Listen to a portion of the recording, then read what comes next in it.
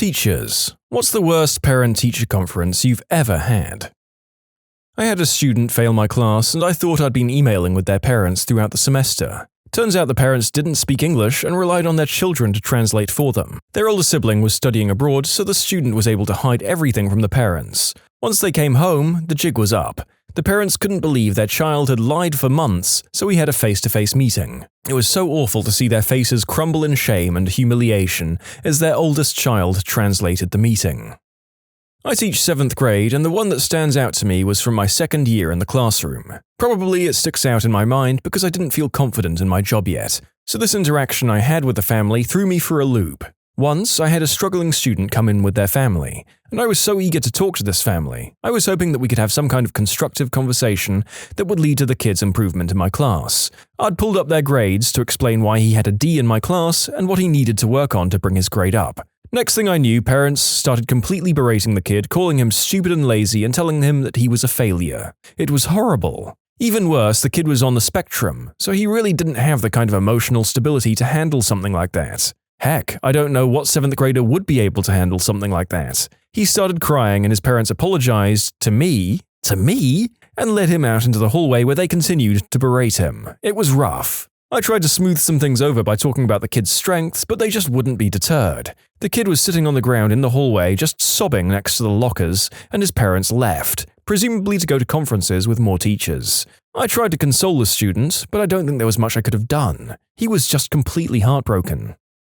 I had to tell a well-known gang leader that his son was failing my class. It actually went better than expected, but the anticipation was real.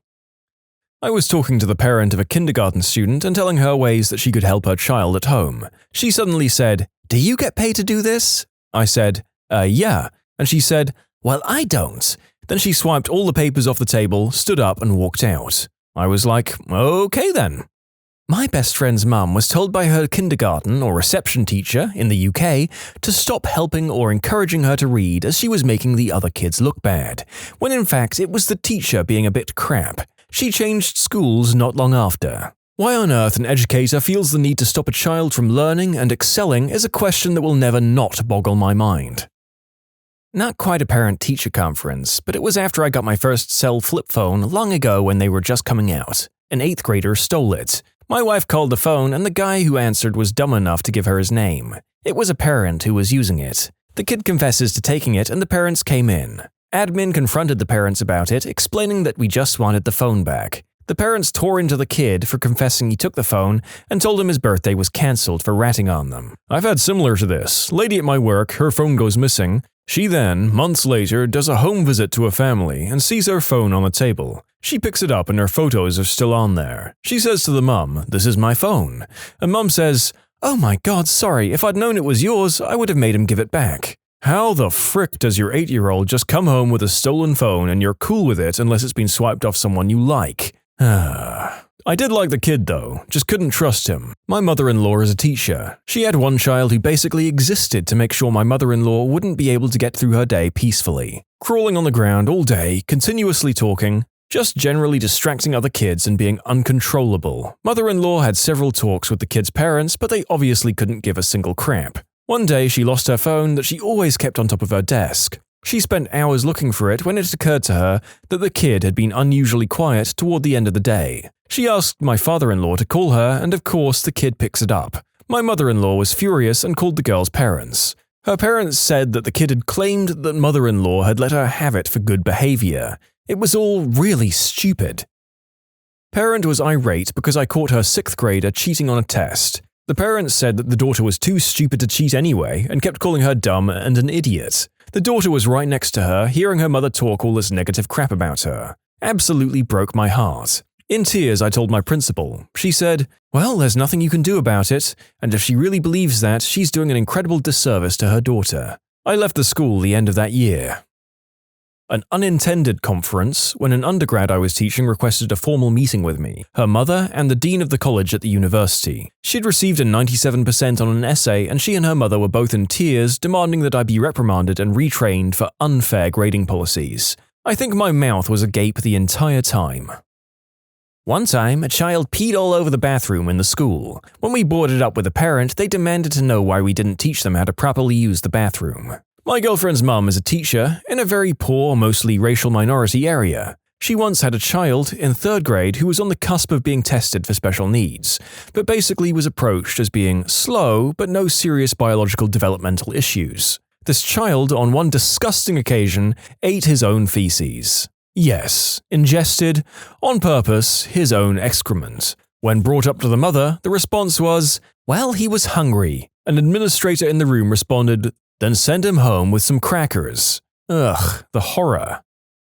Once had a phone conference with a parent who accused me of forcing students to come to my house and build a garage for me. The parent said his son was being ostracized and punished by me for refusing to come to my house and work on my garage. The only thing I could do was laugh at him. I thought it was a prank and hung up on him.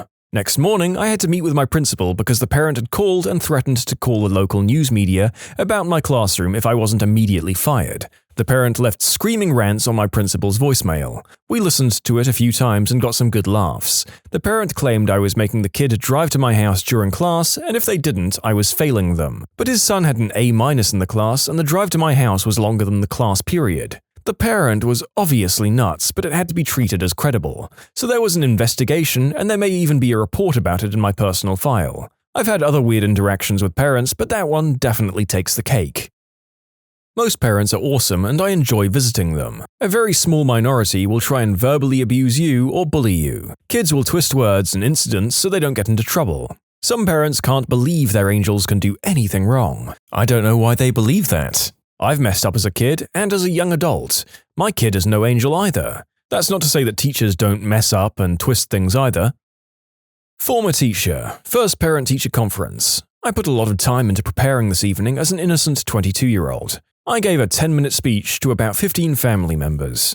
They didn't seem to care at all. Then I met up with each individually and they were combative. Some stunk of alcohol. One straight up yelled at me for my grading systems. It was basically the beginning of the end of my interest in teaching. Depending on what kind of training you had to go through to become a teacher in the first place, that seems like a raw deal. Hopefully it wasn't the 3 to 5 years of training that most people do. So this year I got thrown into a new teaching assignment. In year 2, the week before school started, I teach geometry, which many students hate because it requires a different type of thinking. It's almost worse with honors students because they think they should automatically know everything without trying and are shocked when they don't. Anyway, one of my geometry classes basically tried to stage a mutiny because of a test before conferences. The principal informed me that she was getting emails about the class. I was prepared for the worst and then surprised when most of my conferences were very positive, until one couple sat down and said that their students weren't learning any geometry. I explained that they were constantly distracted in class and that I was giving them new seat assignments to help them focus. Because on the day of conferences, the student in question had spent the entire class period drawing a clown when I thought she was taking notes. The mum said, "That was one incident. It doesn't explain the fact that she's not learning. Plus, is it true that you once forgot to post the answer key to a review guide and then gave the quiz the next day anyway?" She says this like it's the most damning piece of evidence in a courtroom drama. Me? Yes, it did happen once. We'd gone over the majority of the answers in class the day before. I told the students that they had time to ask questions before the quiz, and that should this ever happen again, all they need to do is send an email or leave an online comment and I'll fix it right away. It shouldn't have affected their grade at all, and even if it had, I allow test retakes and am always available after school to help. Cue the awkward silence while the mum stares at me like an angry bullfrog, presumably shocked that I didn't resign on the spot. This was the biggest flaw they could come up with in my class. I have a crazy professional and personal life and am doing my best, but kids, and often parents, will find any possible excuse to avoid confronting their struggles. I ended up chuckling with my principal about the fact that my failing to upload a document triggered parent emails to the administration after the fact when not a single parent or student bothered to contact me the day of. These are from the same parent evening. 1. Parents of a student with a name fancy enough that they may as well have been called Lord and Lady Ashcroft. They greet me with, "It's a pleasure to meet you. You aren't a C-word like all the other teachers." In very proper English. I was gobsmacked. Spoke to a colleague later who said, "Did you speak to those parents? They just sat me down, called me a C-word and left." 2. I had a student who was great at the work but swore to an extent that would make a trooper blush. "Hi, how are you doing today?" for instance, would come out as, "Frickin' hi! Fricking how the frick are you fricking doing, you fricking gobcrap?" Suffice to say, I brought this up with his mother, who turned to him and said, "You fricking what? Fricking heck! We freaking talked about this, you freaking eggplant. I stopped policing his language after that. There wasn't any freaking point. You can submit your own stories to be featured here on the channel. The story submission link is in the description below. And if you want to listen to some vibey music in the background, check out easymode, also linked below, and subscribe. I mean, it wasn't exactly a bad conference, but one time the mother of a 6-year-old second grader was pushing for her son to skip second grade and go to third grade. I tried pointing out that even though his reading and math skills were excellent, advancing him further would create a gap in his knowledge about science and social studies. Not to mention the fact that he's very immature and socially sticks out. Finally, I turned to both the mother and father and asked when he's a 15-year-old senior in high school what 18-year-old woman is going to want to go to the prom with him. Then Dad was like, "Hold up.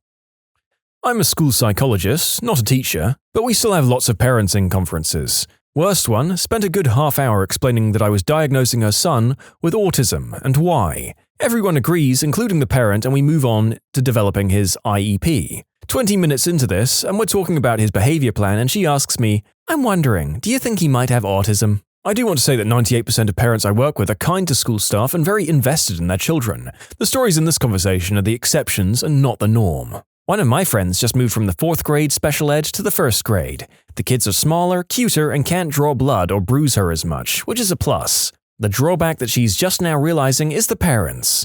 Older kids' parents have gotten used to the fact that their kid isn't normal and needs extra attention. Parents of the really young kids are still in the denial stage. Half of them still can't accept that their kids should be in special ed and are constantly fighting to get them out.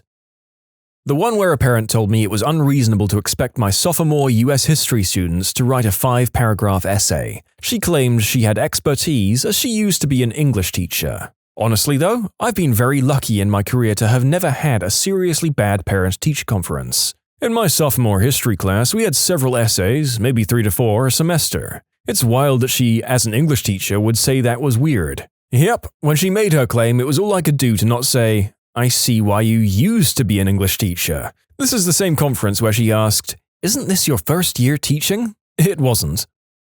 Generally speaking, the parents who see their children as an extension of themselves are the worst to conference with. The parents feel personally attacked when their child has a minor setback and can't imagine their child being anything less than they are. These people are like the worst exaggeration of game players who interpret failure as a personal attack. No, I'm not targeting you, Trevor. You rolled a 4 on the dice when you needed a 12. I had a parent-teacher conference where I basically got called a racist. The father was like, "Can't you see my son isn't like other kids? Give him the benefit of the doubt," heavily indicating his race. This was after his son cheated on a test. The best part was the father was vice principal at another school, but his son went to our expensive private school because he didn't want him in the public school he worked at. The kid eventually confessed, and to be 100% transparent, my school is incredibly diverse. He was far from the only kid there who was his race.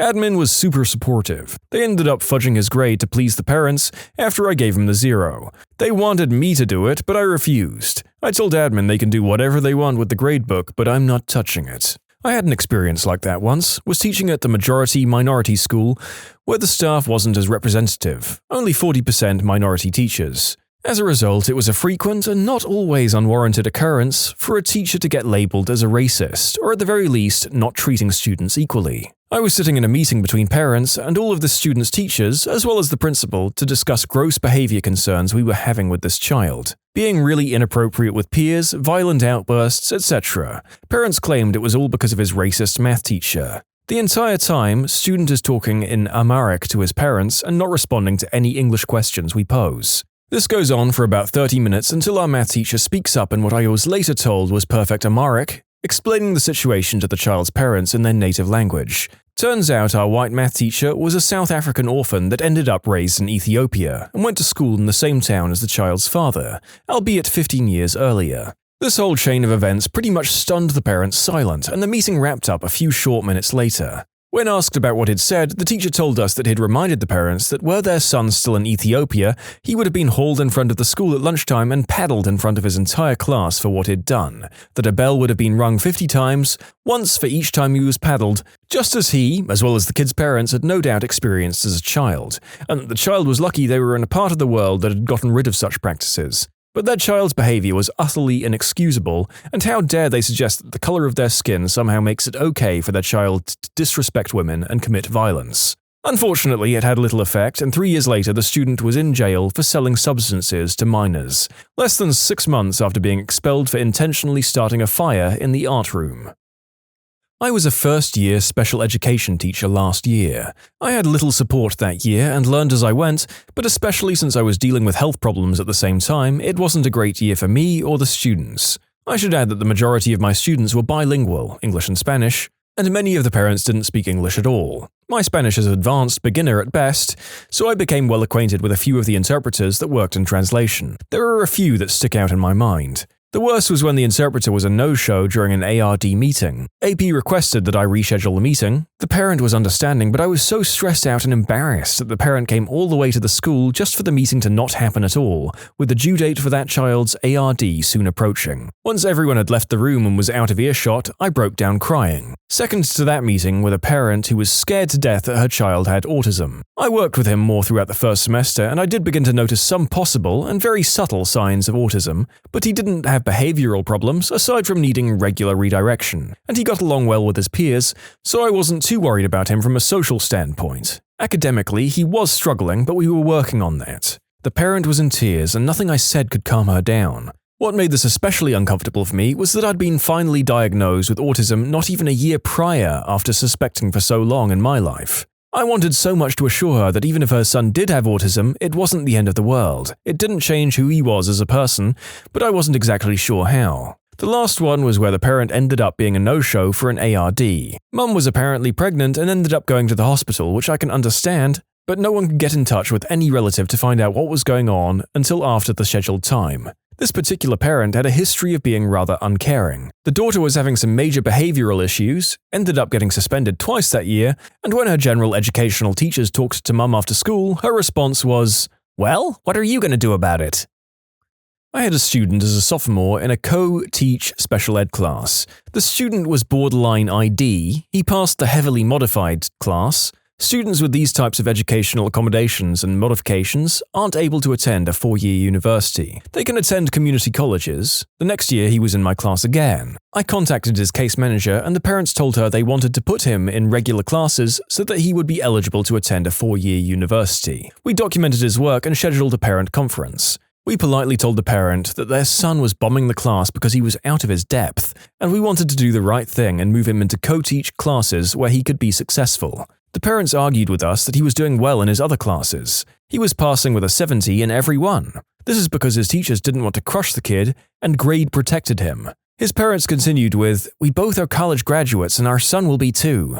This was ego. We want to provide the student with the proper levels of support. Finally, I was exasperated and called the student in. We spent 2 weeks on Islam and religion, so I asked the student to define Islam. The response was, "An island in the Pacific." Yeah, they still argued with us. Heck, I'd have given him a partial credit for the Arabian Sea, the Persian Gulf, or any other body of water in that region. We eventually got him in the right classes and he graduated with his class. Teachers want what's best for your child because they're our students and we want them to succeed.